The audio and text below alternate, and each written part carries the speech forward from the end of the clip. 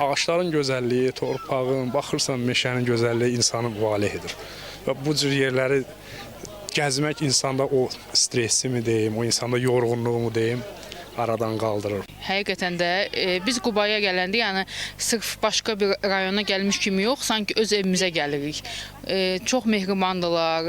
Qubanın təbiəti, yaşıllığı, ümumiyyətlə, yəni hansı tərəfdən götürsən, Bakıya da ən yaxın rayondur, yolu rahatdır. Hazırda ölkəmizdə bayram istirahət günləri yaşanmaqdadır. İstirahət günlərində vətəndaşların ən çox üst tutduğu yerlərdən biri də Quba rayonudur. Bu baxımdan son günlər Qubada turist axını müşahidə edilməkdədir. Quba rayonu mülayim iqlimi, sıx meşələri, çınqıllı və daşlı çayları, həmçinin təkrarsız mənzərələri ilə turistləri həmişə heyran edib. Son günlər isə rayona gələn turistlərin sayında kəskin artım müşahidə olunur.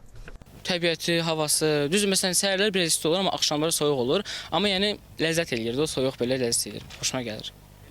Hal-hazırda payız fəslinin gözəlliklərini yaşamaq istəyirik. Payız fəslinin verdiyi o qızılı rəng, sarı qızılı rəng, belə deyək də, o fonunda istəyirik ki, istirahətimizi davam edək.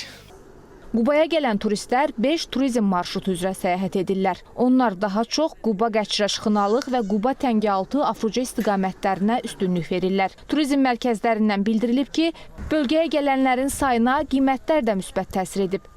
Bayramla əlaqədar olaraq öncəki tarixlərdən artıq, yəni bir ay öncədən demək olar ki, müəyyən müxtəlif kampaniyalar tətbiq olundu.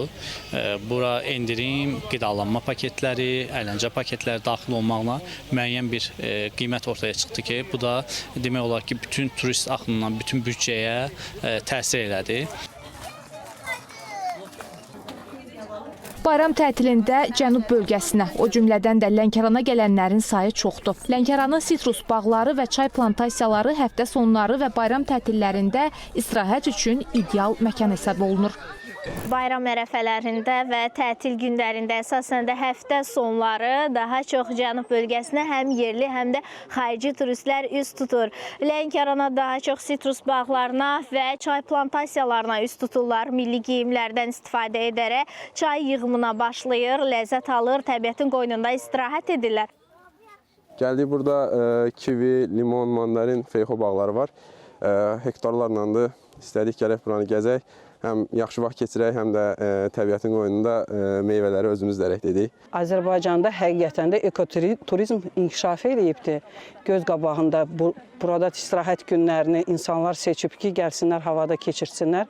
Özləri özəlləri ilə meyvələri dərsinlər. Təmlarından daddıq, meyvələrindən daddıq. Çox xoşumuza gəldi.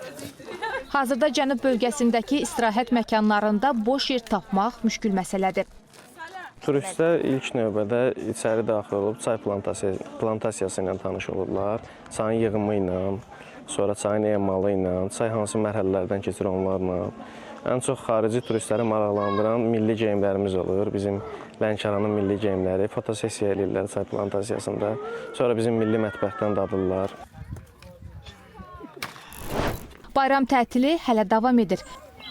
Rauf Əhmədov, Nuranə Tələt qızı, Zəhra Rızayeva, ASTV Xəbər.